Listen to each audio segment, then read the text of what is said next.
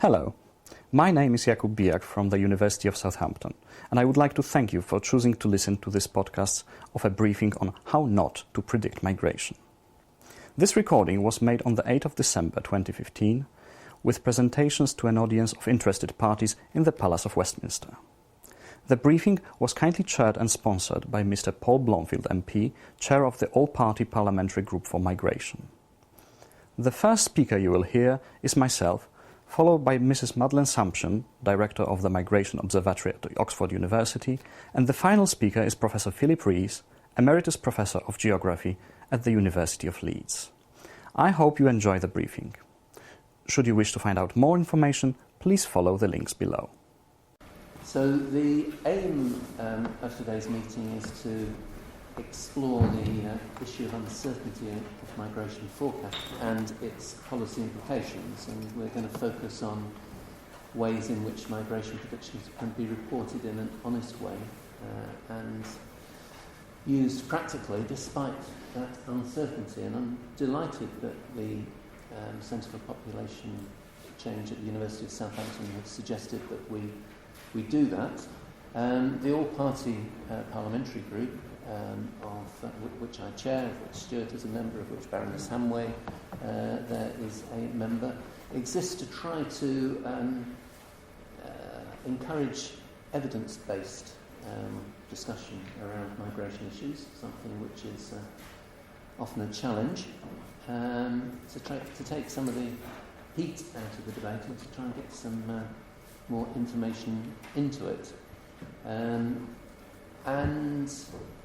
I have to say, having spent much of the last 6 weeks sitting on the Public Bill Committee for the Immigration Bill in the House of Commons, and that underlines the challenge that personal reflection is that has been an excellent example of bad lawmaking, in that we heard from a range of expert witnesses demonstrating how key proposals in the bill would be at least impact neutral and in many ways counterproductive to the government's own policy objectives.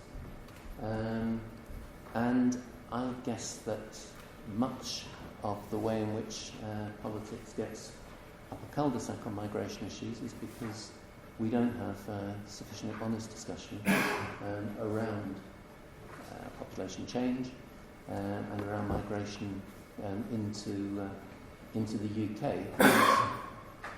Governments gets boxed into unrealistic targets based on inadequately recorded numbers. So I'm really delighted that we're focusing on this issue today, because I think it's an essential prerequisite to having a mature discussion as a society, reflected here, on how we do manage migration within the UK and how we plan for the consequences of it. Because if we recognise that the problem in a sense that we have at the moment is that we pretend that we're reducing net migration, we don't, but we don't plan for the consequences, and therefore we're facing a fairly toxic public discourse around some of those issues. So we're going to have 3 presentations. Firstly from Dr. Jakub, who is at the SLC Centre for Population Change at the University of Southampton, and he's going to be talking about the work done recently by the Migration Advisory Committee on the predictability of migration.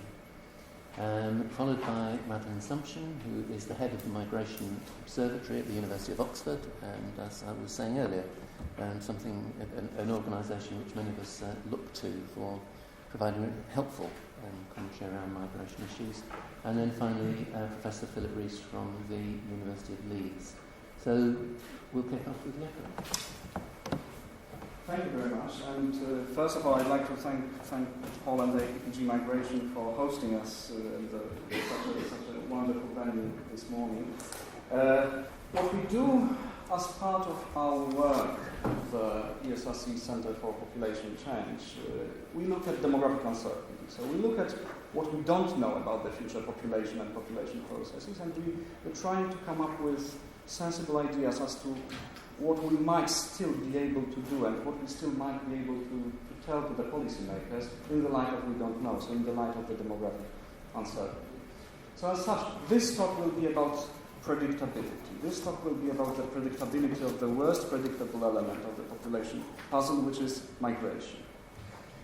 And we'll look at the question of how to predict or how not to predict migration, and we'll also have a look at whether it is a right question to ask at all. There are several problems that are interlinked in this debate. So, first of all, we know that migration is uncertain. We know from the literature migration is the most uncertain element of demographic dynamics. But also we know that we need migration forecasts, for example, to feed into the population forecasts. Because we can't predict population without predicting one of the main components of change. So we need migration forecasts. What we also know is that the assumptions that are being made on migration in the future are typically very orderly, very aesthetic, very nice. Whereas migration isn't so. And this leads to the third problem.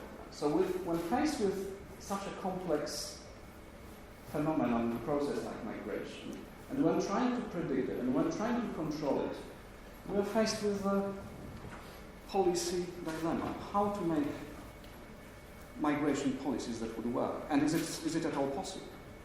There is a famous paper by Stephen Castles entitled Why Migration Policies Fail.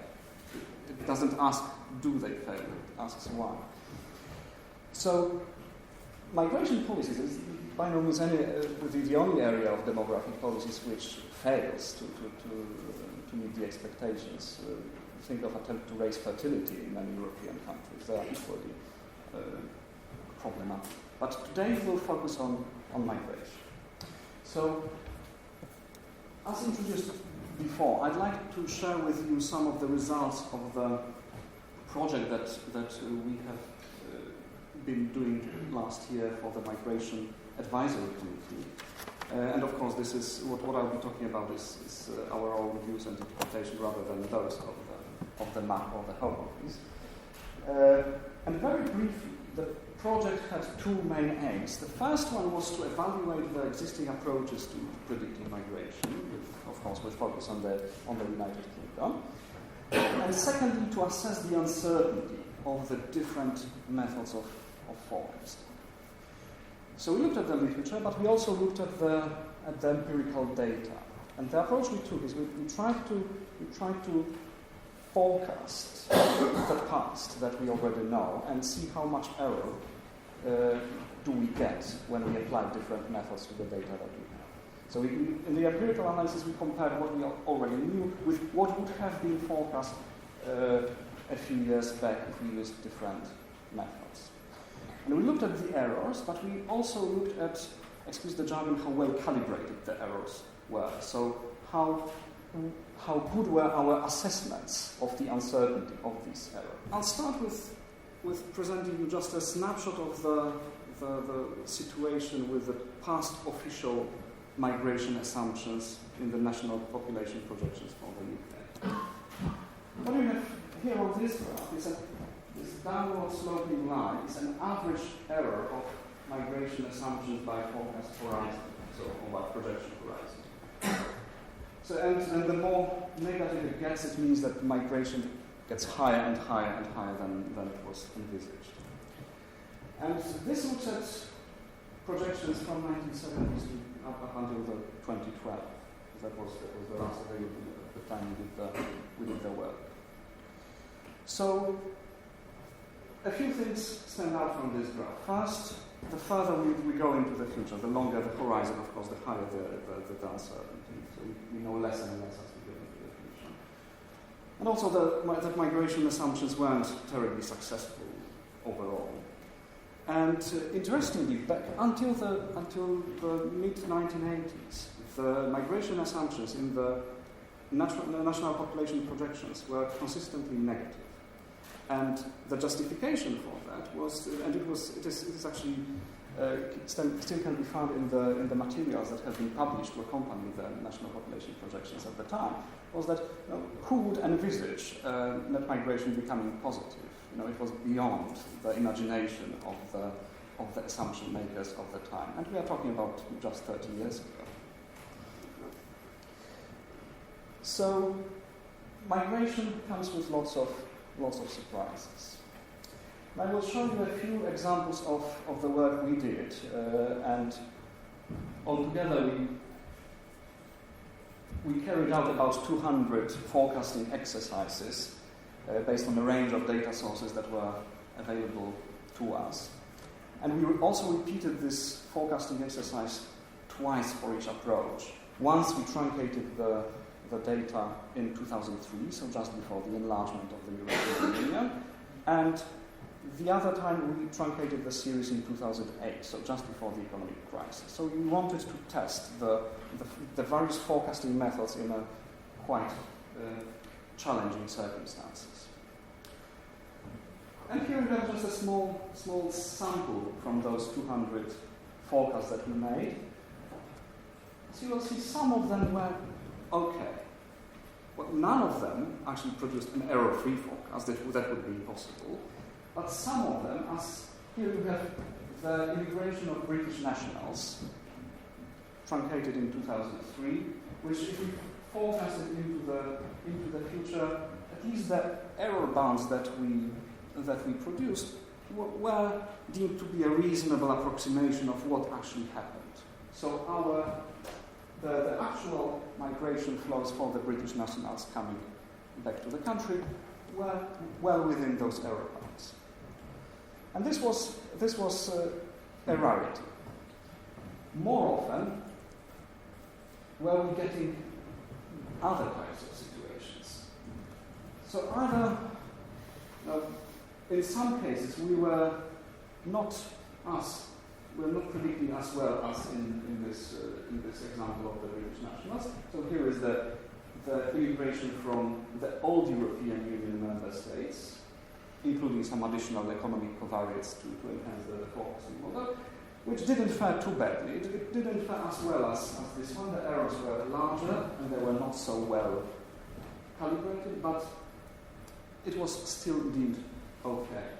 But then there were instances where the forecast completely missed what happened later on, and they were actually in the majority. So, and many things could have gone wrong here. Either the errors were very large, or the forecast was not calibrated well, so it was misleading. The information was misleading the user as to what is the expected uncertainty of the migration that we could envisage. So the key messages from the work that we did for the Migration Advisory Committee can be summarized as follows. First, migration is really uncertain. But the extent of this uncertainty really depends on the type of migration that we are talking about. And it also depends on the underlying drivers. So migration is indeed unpredictable. Uncertainty is here to stay. This is something that we can't really ignore and we can't bypass. It is especially in the world of migration, this is the norm, not an exception. And the question thus becomes how to deal with this uncertainty, how to manage it in a sensible way. And from our looking at the various forecasting methods, none of them was clearly superior to the others. Some of the methods were very better or worse, depending on the data and the particular migration flow that we looked at. So there was no clear, conclusive evidence that any migration forecasting method would perform better in all possible circumstances. So there was a further, more statistical finding, which was that we shouldn't really be trying to predict migration by methods that assume stability if the process itself is very unstable, such as it was the case with the new EU member state migration after the enlargement of the European Union in 2004, or such as it is the case with refugee and asylum seeker flows. It is probably a delusion to think that we can predict migration in a precise way. Maybe in North Korea, but pretty much everywhere else. We do not know what will happen to migration. And in fact, this means that probably the question about how to predict migration, how best to predict migration, might not be the best question to ask.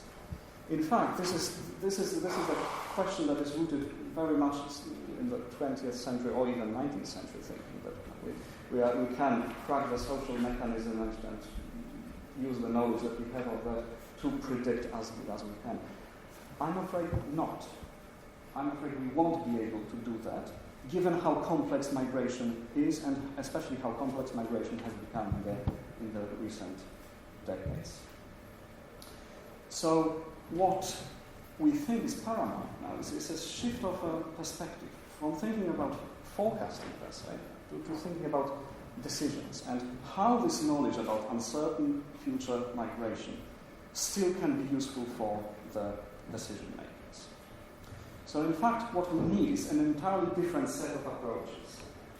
Approaches such as risk management, approaches such as prudent contingency planning, rather than trying to predict what is in fact unpredictable.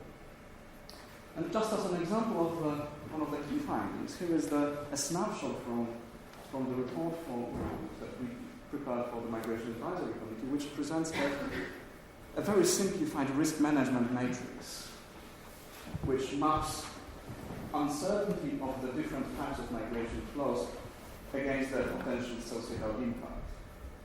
So note that no migration flow has low uncertainty in this graph. It's just not the kind of process that would be characterized by low uncertainty. But within migration flows, we have different situations. We have long-term migrations of UK nationals, both ways, into the country and out of the country, which are not of huge political and social impact. On the other hand, we have the flows of refugees and asylum seekers, which are very uncertain and very impactful. So this is a way of summarizing the different types of migration flows and also of showing where the policy priorities should be. They shouldn't be in the green areas, definitely. And besides, not on all types of migration flows does the government have control, or indeed want to have control. Presumably in democratic countries we wouldn't like to have control over who leaves the country amongst the nationals. So this is the start. And just focusing on the red box here, so focusing on the refugee and asylum flow part of the overall migration. Here we are now faced with the refugee crisis in the year 2015, which is, contrary to the various claims, it's not really unprecedented, and it's not that it occurred. This has not really been a huge surprise. Crises do happen. Crisis migration does happen. We don't know when, we don't know where, we don't know how many people will come, but we know that these things do happen. So what we are faced with is a situation where we have a very uncertain flow that might happen, and when it happens, it does have a huge political impact, as indeed the refugee crisis has on the European integration at the very moment, and on many other aspects of social and political life. So what can be done? Our argument is that we need to move beyond the forecasts, beyond the attempt to forecast, and focus on the decision-making aspect of the policy question. So, if we specifically look at the refugee crisis, this is, I would argue, most importantly, the crisis of coordination and crisis of political will, rather than much else.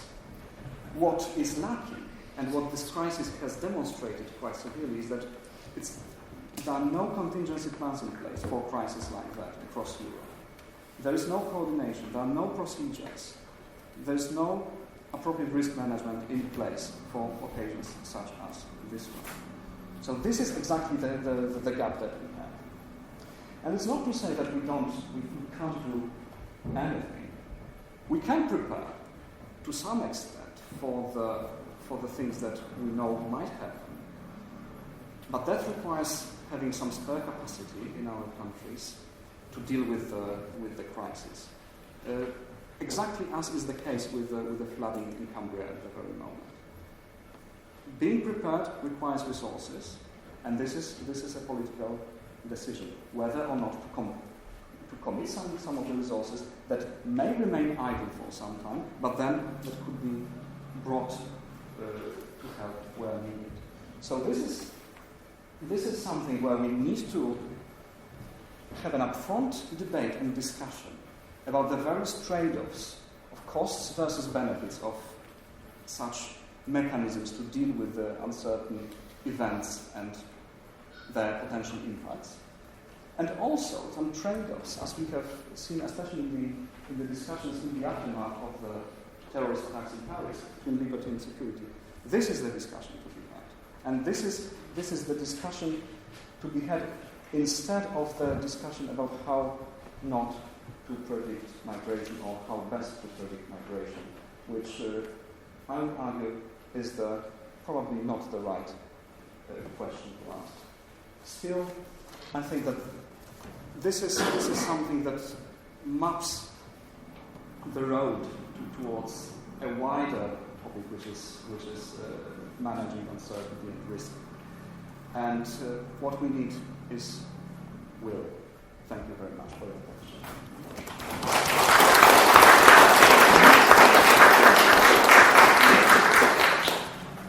Thanks very much, Jakub. That was very thought-provoking. Could we move now to Madeline to respond to that contribution? Great, thanks. Well, thanks for inviting me to participate. I thought this was a really, really interesting, thought-provoking report. If you haven't read it, I highly recommend that you do, or at least the 2 to 3 page summary, which is very clear and accessible and doesn't have any equations with Greek letters in it. I think this question of forecasting is one we get a lot of inquiries about forecasting at the Migration Observatory. We spend a lot of time talking to journalists about migration. And I would say this is one of the most common questions we have whenever we're talking about migration levels. The next question is always, okay, well, what's going to happen next? Will migration always be this high? Will we see an increase in asylum seekers? And it is quite difficult to convey to non-technical audiences that we really don't know what's going to happen next. And so this is definitely a challenge. I'm not going to talk about the media side of thing. Jakub asked me to talk a little bit about what this means for the policy users of migration forecasts. Given that, of course, the level of migration affects a number of different areas of government, and the uncertainty about migration affects those areas of government. So just to run over a couple of areas that are affected, essentially any public service where that need to vary what they're providing based on the population of users will be affected by uncertainty of migration to some extent. So that would include education. I would need to plan the number of school places that are available in healthcare, the capacity of the NHS, public transport, the kind of number of users of various different modes of transport in the UK. That just to mention a few. Of course, there's also an impact on overall public finances. The level of migration affects tax revenues and therefore the resources available to be distributed across the various different activities of government. And of course, there are some areas that are affected very specifically by migration, like, of course, the Home Office, which needs to plan its staff resources to adjudicate visa or asylum or citizenship applications. So whether you're interested specifically in a population of migrants or whether you're interested in population growth overall, the findings of this report are equally relevant given that migration is the most uncertain part of population forecasts. So I should also say I think that the central conclusion of this report is I think, very sensible and plausible, which essentially I would summarizes the best response to uncertainty in migration forecasts is not to try and expect the statisticians to be able to reduce the uncertainty, but to learn to understand and make decisions that account for it. And I would say that thinking through how this might work in practice, how easy that is really depends on what kind of policy area we're talking about and what the constraints are. So we may migration itself is going to affect some policy areas more than others, and the impact of unpredictability is going to be different, and it's going to be higher in particular in cases where resources need to be planned a long time in advance, and when there are high costs associated with having either too much or too little capacity. Now, I am not going to pretend to be an expert in the operation of all of these different policy areas, especially in front of such an erudite audience. But I thought I would just lay out a few different questions that one might think through in the case of different public services. The first is how much migration and the uncertainty about migration affects a particular activity. There are some services that whose user base is mainly not migrants, who may be much less affected. If you look, for example, at the age profile of migration, we know that migrants are much more likely to be in young age groups. And so public services that serve young people are much more likely to be affected by the uncertainty. Schools, for example, maternity services will have to think much harder about the uncertainty of migration than something like adult social care. At least when it comes to the customer base that they're serving. Adult social care, of course, has a workforce that is heavily dependent on migration, so that will be a different side of the equation. A second question is, how far in advance does capacity need to be planned, and how quickly can services respond if the levels of migration are different to what the central estimate was? Some services can expand relatively quickly by recruiting new staff, but in other cases, if you're talking about a large infrastructure project, for example, these are things that need to be planned, in many cases, many years in advance. Another set of questions, I think, is how much does it matter if the central estimate that you were planning around is way off? As Jakub mentioned, there are financial costs of having too much capacity. Extra capacity does cost money, but then there are also costs of having to expand your services in an unexpected way, because if you take staffing, for example, temporary staffing can be much more expensive than permanent staffing. Then there's another set of questions around the effect of high or low capacity on the quality of public services.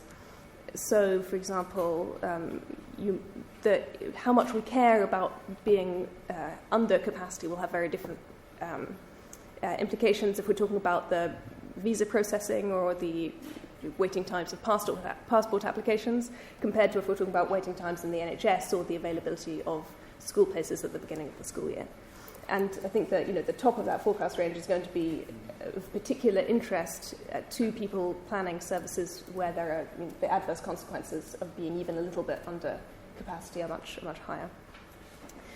I'll close by saying there are a few additional challenges that weren't even mentioned here, which is that migration forecasts tend to be, we're talking about numbers at the national level, and just over absolute numbers of people, and that's not all that matters for people who are planning public services. Of course, immigration is extremely diverse. We have people coming in for a range of different reasons, whether that's skilled non-EU migrants, people, EU citizens exercising freedom of movement, non-EU family members, and all of these groups will affect public services in different ways.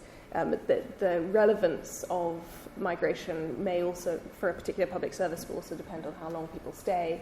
Often, for example, some services tend not to be used very much by people who are here only in the short term.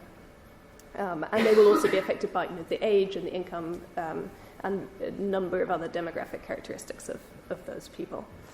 The other issue is that many services are planned at the local level, and this provides an additional layer of uncertainty. Overall, on average, it tends to be the case that migration concentrates in areas that have previously had higher levels of migration, and that provides some level of predictability. But there are always exceptions, like, for example, many areas in the East Midlands in the mid-2000s, for example, that simply weren't, that based on previous trends had no reason to expect much higher levels of migration. In fact, at the local level, even providing accurate data after the fact can be a challenge, let alone predicting it in advance. So certainly planning in the context of uncertainty is difficult. I should say this is not, we're talking about migration today. This is not something that's unique to migration. It's many different public services face uncertainties in planning for a host of different reasons. But I think, I hope that this very helpful report today will help improve these processes by really helping us to think through how you might implement, how you might respond to that uncertainty in practice. Thanks. Thanks very much indeed, Madeline. Further response from Philip now, who, as I said, is at the University of Leeds, where he's Professor Emeritus of Population Geography, and I think your main work, Philip, is around projections for the UK's ethnic groups. Thank you very much. Yes, I recommend to everyone reading the Southampton report. They're excellent statisticians, and I wish I had their skills.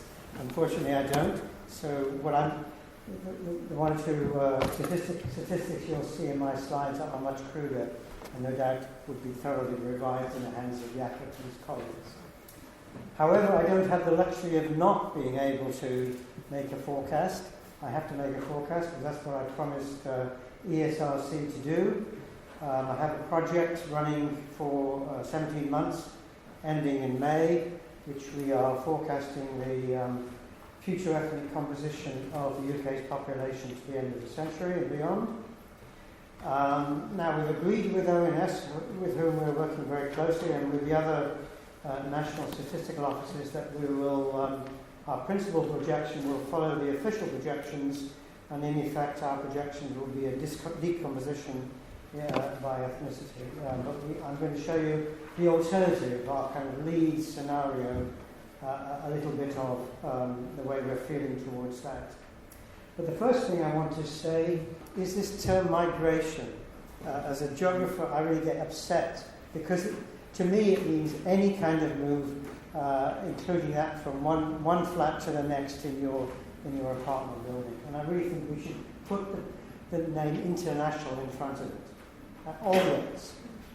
And that kind of then provokes the thought and the recommendation in Jakub's report that we shouldn't be dealing with net international migration. We should be dealing with the gross flows, the international immigration and the international emigration.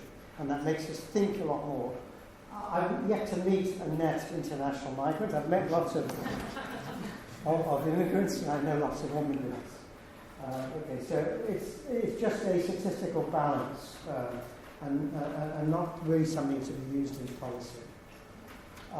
Policy needs evidence, and this is a little vignette to illustrate that. I'm in discussion with somebody who should be nameless at the Department of Work and Pensions, who's charged and said by the Prime Minister. Actually, it was a Prime Ministerial speech in the heat of the general election that promised a number of things: to increase the ethnic minority employment by 2020 by 20%. And I, with my colleague David Owen from the University of Warwick, am now in discussion with the civil servants to try and gently suggest that's a completely crazy target because it depends on the size of the population, and really they should be looking at trying to come up with a target that involves measuring the quality of employment in particular communities and not quantitative indicators like that. Now, I should probably not in this House say, gosh, I would rather like the Prime Minister have, or his aides who invented that target, to have a few lessons from Jakub at Southampton about how to use statistics properly. Okay, should we actually have a target for migration? I don't think so. And here I'm quoting from one of the most eminent demographers in the world today, Professor Wolfgang Lutz, who heads 3 think tanks in Vienna, and thinks a lot about world population, has run recently a set of scenario projections. Interestingly, he ran the kind of probabilistic projections that Jakub and colleagues' work would feed into. But he switched to scenarios. In this paper I'm quoting from, he's saying, don't worry about demography as in when you're setting your targets. Think about the welfare of the population and let the demography take care of itself.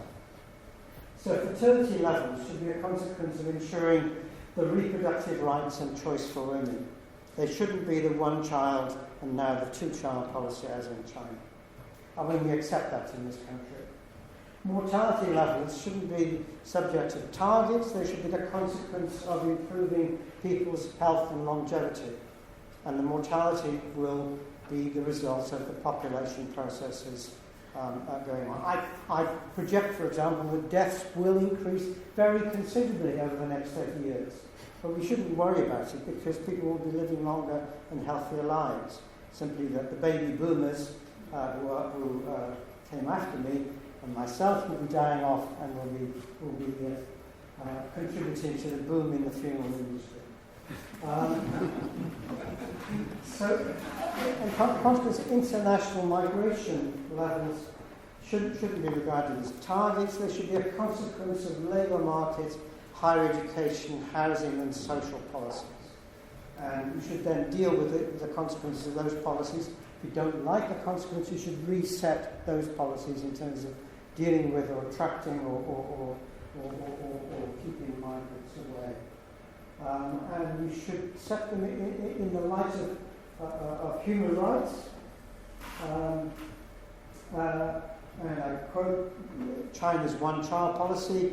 There was a direct attack on the human rights of families and women in particular in China. UK's poor record in caring for rejected asylum seekers is a direct attack on their human rights. So the take-home message is the goal of population policy should be to improve and utilise the human capital and well-being of all the members of the population.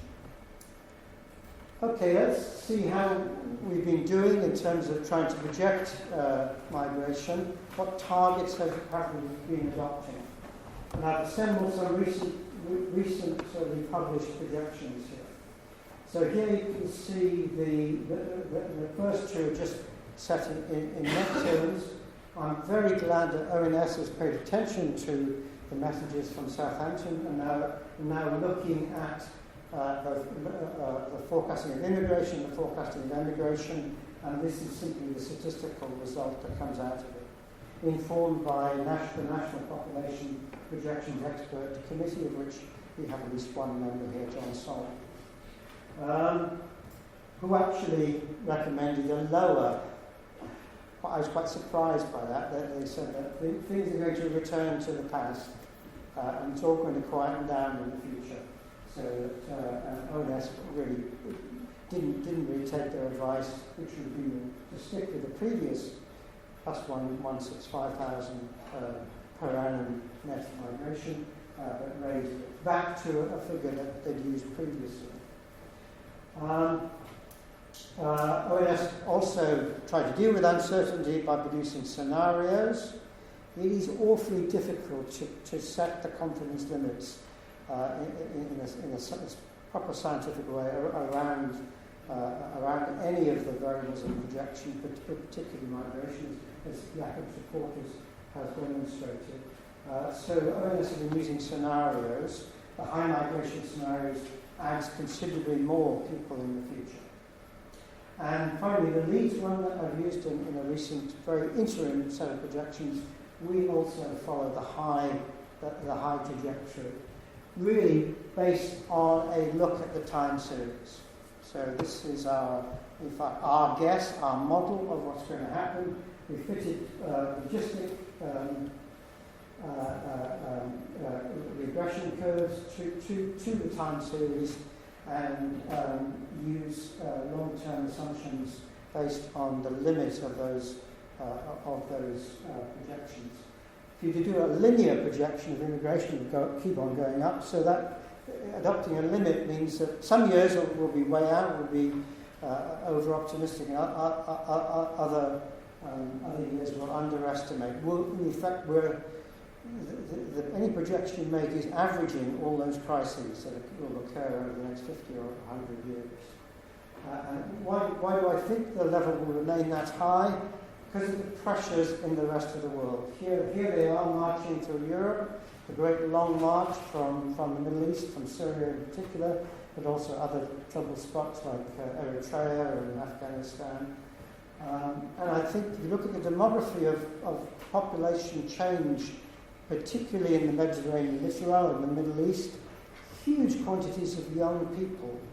And really those countries are not, apart from the civil wars and conflict and terrorism, even if it was peaceful, there are huge problems providing jobs and incomes and security, social security for that kind of that younger generation. So there's a tremendous migration pressure. Okay, so we have to what we have to do in our project is to estimate the international immigration flows by ethnicity. Very, very difficult with current statistics. The official statistics that we have in this country just don't give us the country of destination for immigrants, nor the country of origin in sufficient detail. So we're actually borrowing some strength, hopefully strength, from some very good work done by a couple of people on Wolfgang Wutz's team on global migration flows. And this is a graphic which Nicola Zander, one of the researchers, prepared for that conference paper I mentioned. You'll see, just to reassure you, that the UK, where are we? Spot the UK. Yes, here. We've only got one stream that actually belongs to the Premier League of international migration flows. But it does have a matrix of 196 by 196 estimated flows using a pretty robust methodology. And I'm going to be borrowing one row of that matrix and one column to help me in our forecasts of the origin countries, destination countries, and translate that into potential ethnicity. So it comes, that brings me then to how to improve UK migration statistics. We're awfully dependent on a very small sample, the international passenger statistics. We have administrative statistics from the Home Office, which are excellent, but they only really monitor immigration, and they only monitor immigration for people who need visas. So they're useful for some of the flows, but they're not comprehensive. So my suggestion would be to introduce comprehensive migrant records. In other words, everyone should fill in an entry card or an exit card. And I think there is an opportunity in the Prime Minister's discussions with other EU members about the terms on which Britain, he will recommend that Britain stays in the EU, to negotiate some kind of agreement in the current situation about measuring, not controlling, but just measuring the volumes of migration across borders in Europe. A little bit about my personal view about why current levels of international migration are good for the UK. They boost economic growth through maintaining the labour supply. And if you look carefully at the November statement by the Chancellor of the Exchequer, you'll see that he's using the most recent OBR projection of the growth of the economy, and that basically depends on labour supply. And OBR raised their projection by moving from a lower than principal assumption to the principal assumption in the ONS projections. And that produced the extra fiscal flows that enabled George Osborne to slow down austerity a bit. If you move to what I call the lead scenario, then austerity might well disappear. They provide international connections. They help our trade and diplomacy. They supply us with foreign language speakers and deal with our deficit in our abilities in so speaking. They supply UK research and development with world-class talent, and Jakub is my example of that, of course. They help UK universities be one of the country's best exporters, in effect, by importing students who pay these horrendous foreign student fees still, but they're not deterred. They know we provide quality education. And then finally, if you're at my age, you worry about what's going to happen when you get older, and that the healthcare sector, particularly the social care sector, is very dependent on immigrant labour. Who's going to keep you clean, wipe your bottom when you're 95? It has to be somebody, I think, who's prepared to take that job, and that's in the last few decades, that's been somebody from abroad. Final illustration of the importance of international migration to trade and foreign relations. I was asked a couple of years ago to give a series of lectures to the State Statistical Bureau of China on the census. These were provided by a little firm called Sinobridge that arranged these delegations from China to different places, including the UK. The lectures involved sequential translation. So I spoke a couple of sentences in English. It was then translated by the Chinese translator. Where was she educated? At the University of Leeds. Did she do a fantastic job? Yes, she did an absolutely fantastic job. For example, of explaining to the Chinese delegation what the difference between enumeration districts in the census were and output areas. Now, I won't go into that now. If you want to have a chat in over lunch, I'll explain all that. So there's my recommendation that international migration is an excellent thing to celebrate rather than worry about. Thank you very much indeed for that.